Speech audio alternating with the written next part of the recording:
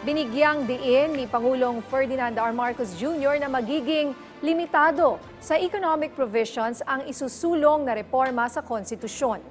Sa kanyang talumpati sa pagdiriwang ng Constitution Day, iginiit ng Pangulo na ito'y dahil sa paglalayong palakasin ang ekonomiya ng Pilipinas.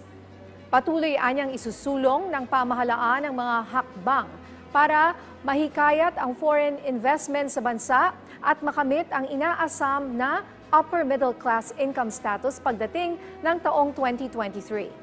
Samantala, tiniyak din ni Pangulong Marcos Jr. na malabong mangyari na mahiwalay ang Mindanao sa Pilipinas.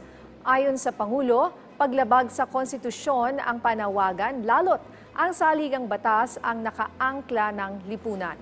Inulit din ng Pangulo ang kanyang naging talumpati noong 125th anniversary ng unang Republika ng Pilipinas sa Bulacan.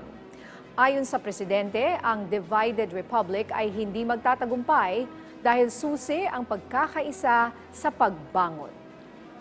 You call for a separate Mindanao is doomed to fail, for it is anchored on a false premise, not to mention a sheer constitutional travesty. Hindi ito ang bagong Pilipinas na ating hinuhubog.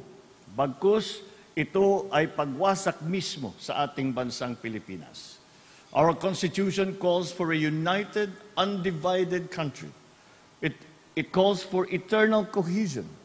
For this reason, unlike other constitutions, there is nothing in ours that allows the breaking up of this union, such as an exit provision.